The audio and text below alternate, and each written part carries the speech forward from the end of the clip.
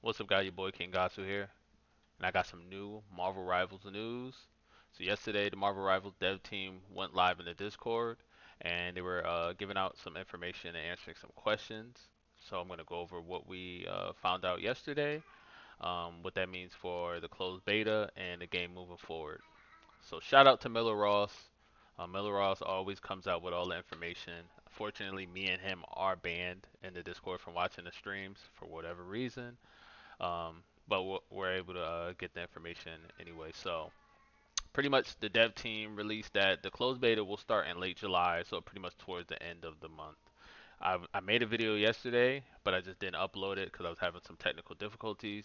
Um, and I was thinking that it was going to happen on July 8th because that was the second Monday in the month, just like they released the alpha. But it seems like they're going to be doing that at the end of the month. So just be ready for the last 2 weeks of July to get back into the closed beta. They're going to be doing another stream in the Discord today. So if you're in the Discord, make sure you're aware you got your notifications on because they will be going live at some point in the day. Um, so next, they're saying they're not considering any characters outside of the Marvel Universe. I mean, that should just be understandable because this is Marvel Rivals. We shouldn't be grabbing characters out of the MCU. So yeah, no crossovers. Let's not do that. Let's just stay within Marvel. There's enough characters that we're all requesting, we all want. I can't wait for Jubilee. Please make that happen. That would be amazing. She can be a character with a flashbang and but we're not gonna get into that. I'll probably make another video on the character that I personally want to see in Marvel Rivals. But yeah, and got the baby in the background. Um, but yeah, so next they're saying Roku is still in discussion. Um, and they'll talk more about that in the future. So we all played Overwatch and we all hated how open queue was with not being able to balance teams out correctly. So with row queue, you'll be able to get your role, depending on what kind of meta they want to do. Two tanks, two DPS, two healers, one tank. We just got to figure out the meta and how that's going to go before row queue can even be implemented. And what the devs actually think. I think they want the game to be more open and flowing, but people are just not going to play the games like that, and it's going to be hard if everything is so overflowing that you have one healer on the field. So Rogue Q will be coming, but it's probably going to be just like Overwatch, where it's just not going to launch with Rogue Q. We're probably going to have to go through like a season or two before the meta gets implemented by the community, and then they can put Rogue Q in after that. A Marvel Rivals soundtrack is coming to Spotify, but just at a later date. So eventually we'll be able to listen to Marvel Rivals and put it on our videos and stuff. So I think that'll be cool. They're not reversing any move sets from the beta. Unfortunately, I don't agree with this. I think that they should definitely, if they're thinking about doing a closed alpha, an open alpha, which we'll talk, or open beta, excuse me, um, which they say they're not really thinking about it. That's going to be the next point. But I do think that there are some characters that do need ability changes. Punisher, please get the turret out of here. Replace that with a grenade that he can throw. That would just make more sense for the character. The turret is just toxic. Like the turret can absorb ultimates. That's pretty lame. Hulk needs some love. He needs something in his kit other than what he has. Who else? Hella needs to be completely changed. She needs to be a melee character, or she needs to be a projectile character. She does not need to be hit scan. But they are talking about they're going to be doing balance adjustments, so I'm pretty sure Hela is going to be nerfed into the ground. Thank you, Jesus Christ. Um, but yeah, I do at least that they're open to changing move sets in the future. Just for them saying that there are going to be no major changes in the beta when it comes to move sets. It's just lets us know that they're actually listening to people when we're saying that some of the kits just don't match the characters and their theme. But yep, they're thinking about an open beta. That's the next topic. So we don't know if we're gonna get an open beta, and if so, I wouldn't think that it would be any time after the July closed beta. So depending on how long the July closed beta is, which my guesstimate is probably gonna be 3 weeks, because they want to test the servers as much as possible, and they want to bring in people slowly throughout and just ramp it up on the last week. just to test out all of the servers. They do have a roadmap coming. They're going to be releasing it to us soon, probably in the Discord, so we'll be able to get an insight on what they're thinking. They're not ready to talk about post-launch with characters and map release cadences. Similar to like how Overwatch only had a character every 3 to 6 months. League of Legends used to release a character every 2 months, then they toned it back and started releasing 4 characters a year, X, Y, and Z. So at least that with them saying characters and maps, we're going to be having a good influx of content. I would prefer them to, if we can get the game to launch with at least like 30 characters, I would take a character every 2 to 3 months and then a map every 2 to 3 months. Um, so we'll get like every season we should be able to get a character and a map. But it just depends on how much resources they have. If they don't have a lot of maps, then just save the maps for every 6 months. Just switch up the meta, switch up everything every 6 months. And if you're not gonna add a map, add a new game mode. Just be able to do that when it comes to giving out content, not just sticking to characters and maps, but also do game modes. Also change up characters. Their move set. That can be another influx of content where you're just like, okay, this season we're not doing maps, we're not doing characters, we're changing 3 heroes, we're reworking them, we're making them different.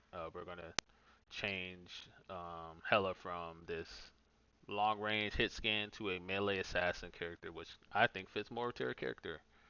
Um, but anyway, also with the servers, they're going to be doing North America servers, European servers, and some other regions, probably Oceania and Asian servers. I would think so. Um, and then they're talking about they're gonna have monetization with loot boxes, cosmetic loot boxes. So it should be similar to Apex Legends.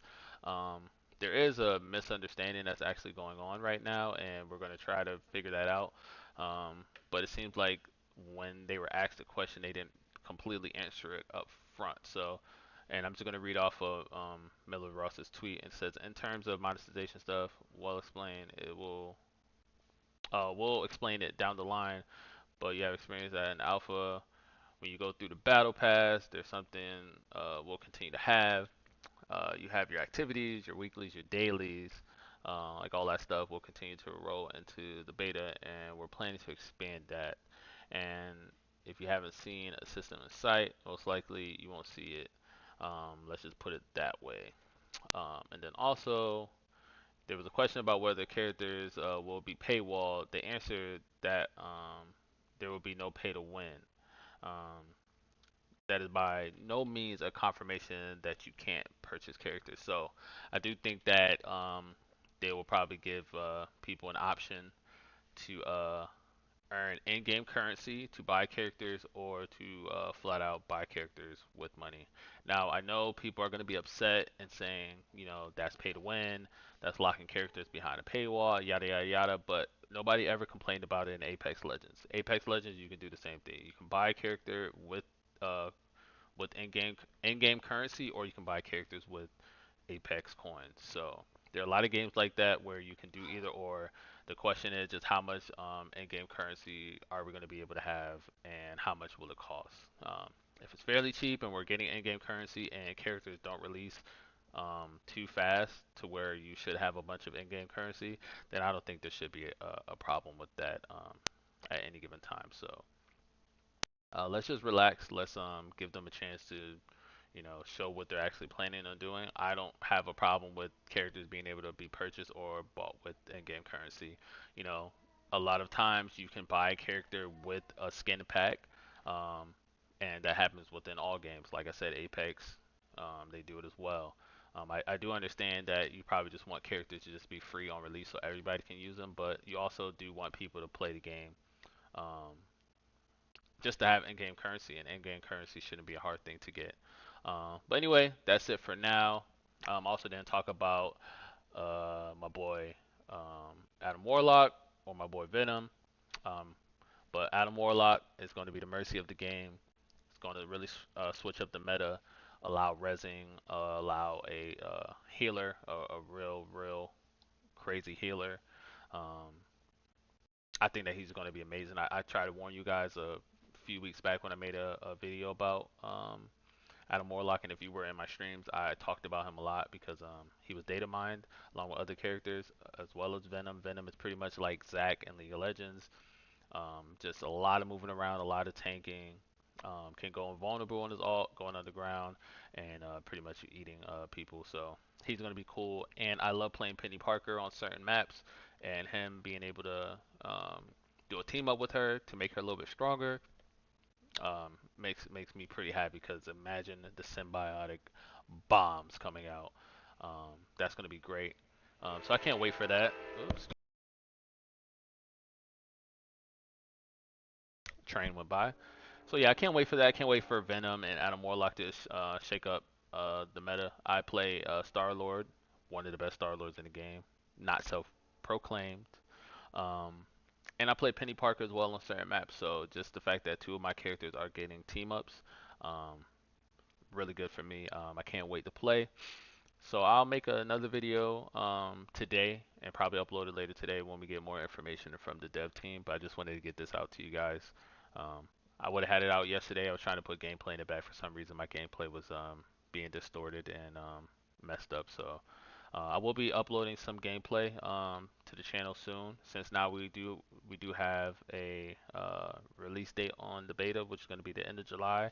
I do have some gameplay, so I'm going to start putting that out. And before the closed beta starts, I will be putting out a montage, just clips that I had during the beta. So be on the lookout for that. So if you're not subscribed for Marvel Rivals content, make sure you hit the subscribe. I also stream on Twitch and YouTube. So if you want to catch me on Twitch, link will be in the description below. It's at King Gasu with two U's. I do stream on both Twitch, YouTube, and Twitter. So make sure you follow everything. And I'll be with you guys later. Peace.